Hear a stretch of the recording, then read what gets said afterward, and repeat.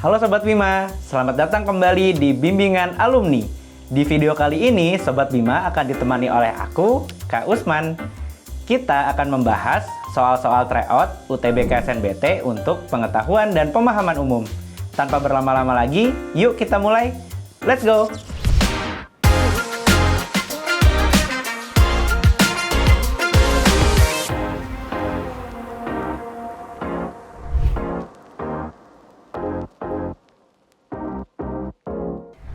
Sobat Bima, kita mulai pembahasannya dari soal yang pertama. Soalnya adalah tujuan penulis memaparkan teks tersebut adalah, dalam soal ini yang ditanyakan adalah tujuan penulisan. Di dalam teks atau narasi, tujuan penulisan itu terdapat beberapa hal. Yang pertama adalah memberikan informasi atau informatif.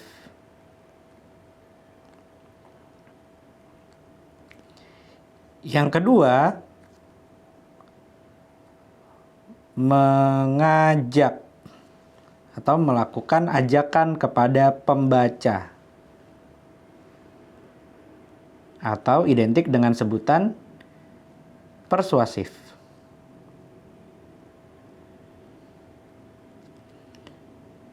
Atau bisa juga tujuannya untuk menghibur. Dan yang terakhir bisa juga untuk menjelaskan sebab akibat.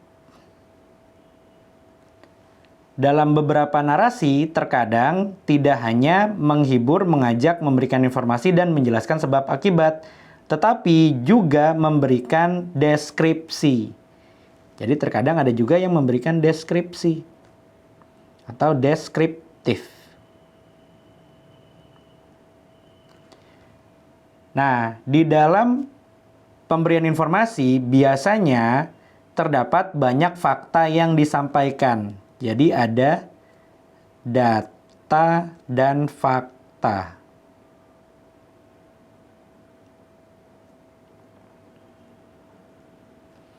Kalau di teks persuasif biasanya ada ajakan, yuk kita lakukan sesuatu. Mari kita jaga bersama. Lestarikan lingkungan. Itu adalah contoh-contoh ajakan kepada pembaca. Atau menghibur, ya sifatnya jenaka dan biasanya banyak terdapat opini maupun fiksi.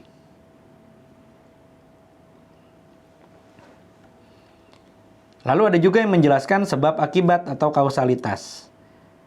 Biasanya diperlihatkan dengan kata hubung oleh sebab itu, oleh karena itu, dan seterusnya.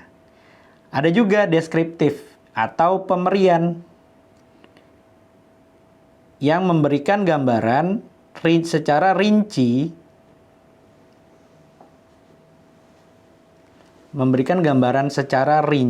dari keseluruhan isi teks tersebut.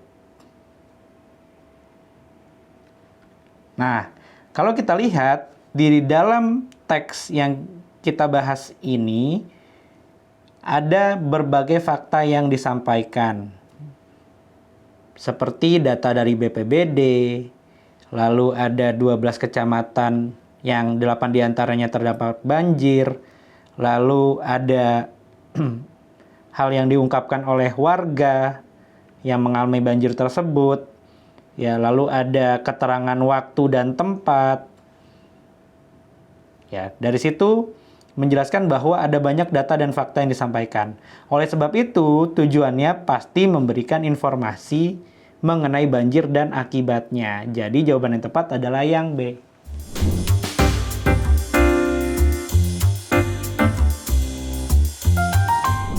Sobat Bima, kita lanjutkan pembahasannya pada soal yang kedua. Soalnya adalah imbuhan pean pada kata permukiman memiliki makna yang sama dengan, nah di dalam imbuhan pean khususnya pada PPU, biasanya yang ditanyakan adalah pertama berkaitan dengan proses, kedua berkaitan dengan tempat, dan yang ketiga berkaitan dengan kondisi atau keadaan. Dalam hal ini, pemukiman atau permukiman itu merupakan tempat. Ya. Meskipun di dalam pean terkadang ya sebagai pengecoh biasanya memiliki makna yaitu hasil akhir. Ya, tapi yang seringkali ditanyakan adalah proses ataupun tempat. Nah, di sini yang ditanyakan adalah tempat. Makanya kita tinggal cocokkan dengan pilihan jawaban. Kita lihat di dalam pilihan jawaban. Kita mulai dari pilihan jawaban yang E. Perluasan itu merupakan proses. Perkantoran itu sudah pasti tempat. Lalu pemakaian itu juga proses. Kemudian perindustrian itu bisa kita sebut sebagai tempat, bisa juga kita sebut sebagai proses. Tergantung dengan konteks kalimatnya. Ya. Lalu perikanan. Perikanan itu bisa juga menjadi hasil akhir, bisa juga menjadi tempat, bisa juga menjadi proses, tergantung pada konteks kalimatnya. Tapi biasanya perikanan itu berkaitan dengan hasil akhir. Begitu juga dengan perindustrian, tergantung pada konteks kalimatnya. Nah, untuk itu kita perlu melihat konteks kalimat untuk menentukan pilihan jawabannya. Nah, satu-satunya yang sudah pasti berarti atau memiliki makna tempat adalah perkantoran. Jadi kita pilih yang D. Nah, ingat ya, Sobat Bima, ketika menjawab pertanyaan mengenai imbuhan pean, Sobat Bima juga harus melihat konteks kalimatnya. Ya, jangan terburu-buru untuk menentukan pilihan jawaban. Tetapi yang harus Sobat Bima ingat, ketika yang ditanyakan imbuhan pean, biasanya akan mengacu kepada tempat ataupun kepada proses. Jadi ingat kedua hal tersebut. Nah, untuk soal ini pilihan jawaban yang tepat adalah yang D, perkantoran.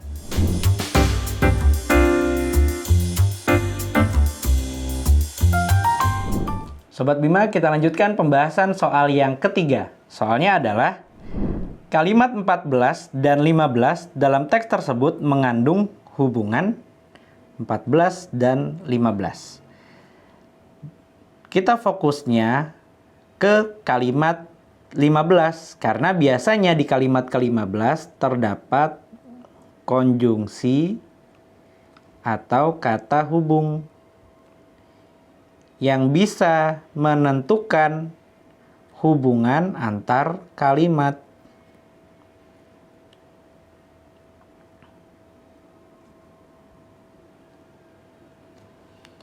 Nah, hubungan antar kalimat biasanya yang pertama adalah penambahan informasi.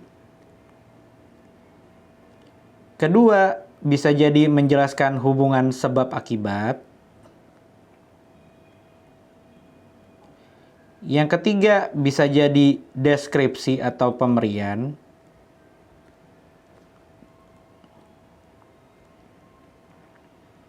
Dan bisa juga pertentangan.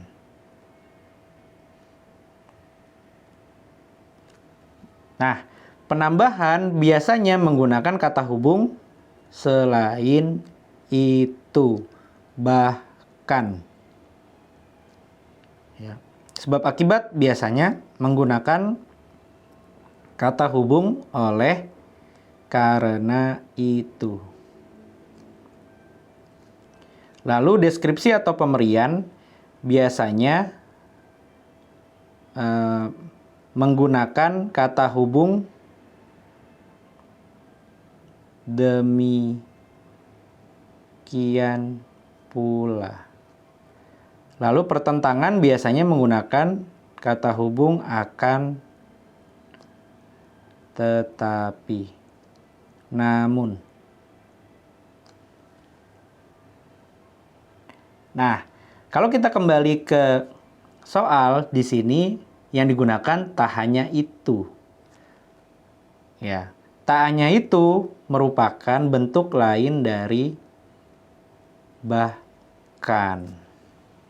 Untuk memberikan gambaran bahwa informasi yang terdapat pada kalimat sebelumnya itu akan dijelaskan kembali secara rinci pada kalimat setelahnya. Sehingga dalam konteks ini kalimat 14 dan 15 memiliki hubungan penambahan informasi. Kalau kita lihat dalam rekaman video di media sosial, sejumlah petugas rumah sakit tampak sibuk membawa ember untuk mengeluarkan air yang sudah masuk ke dalam Rumah Sakit Mitra Bekasi Barat. Tak hanya itu, sejumlah perawat juga tampak sibuk memindahkan tempat tidur dan peralatan rumah sakit hingga menyerok air keluar rumah sakit. Jadi, di kalimat ke-15 memberikan rincian atau informasi mengenai apa yang dilakukan oleh petugas di Rumah Sakit Mitra Bekasi Barat. Jadi jawaban yang tepat adalah yang C, penambahan.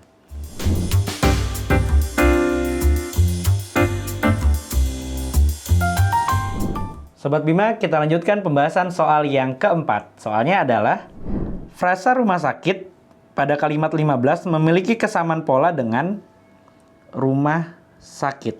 Nah, kalau Sobat Bima bertemu dengan frasa berpola seperti ini, ada dua cara yang dapat dilakukan. Yang pertama dengan menentukan jenis kata pada frasa tersebut, baik itu kata kerja, kata keterangan, kata benda, maupun kata sifat. Lalu yang berikutnya bisa juga dengan menentukan polanya, yaitu menerangkan diterangkan atau diterangkan menerangkan. Bedanya kalau menerangkan diterangkan itu kata penjelas terlebih dahulu,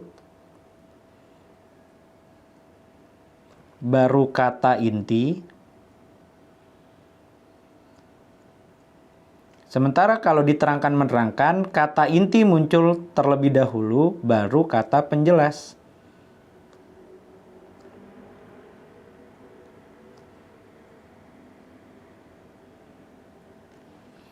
Nah, dalam konteks ini, rumah sakit. Rumah merupakan jenis kata benda. Sementara sakit merupakan jenis kata sifat. Jadi polanya adalah kata benda yang mendahului kata sifat. Nah, sekarang kita tinggal cek di pilihan jawaban. Korban kebohongan. Di sini korban itu merupakan kata benda, kebohongan ya bentuk kean itu juga merupakan kata benda. Lengan baju itu juga kata benda dan kata benda. Lalu kue gurih, kuenya itu adalah kata benda, gurihnya itu adalah kata sifat. Lalu sakit sekali, sakit itu kata sifat, sekali itu adalah kata keterangan.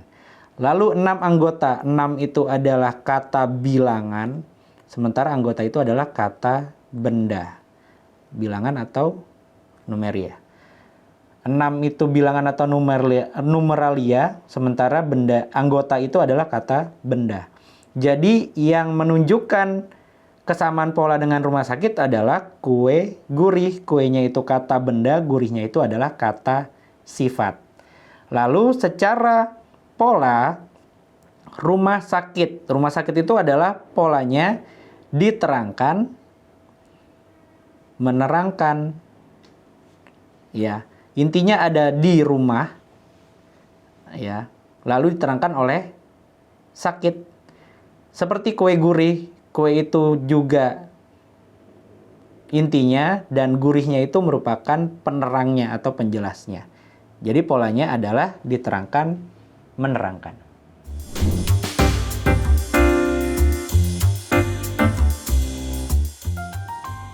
Bagaimana Sobat Bima? Sudah mulai paham kan? Ingat ya, kunci sukses tryout UTBK SNBT untuk pengetahuan dan pemahaman umum adalah latihan soal yang rutin dan pemahaman konsep yang kuat. Kira-kira kita bahas apa lagi ya? Yuk tuliskan di kolom komentar di bawah ini. Jangan lupa like, subscribe, dan share ke teman-teman kalian, serta nyalakan lonceng notifikasi supaya tidak ketinggalan video-video pembelajaran dari bimbingan alumni lainnya. Bimbingan alumni, yakin bisa, pasti bisa.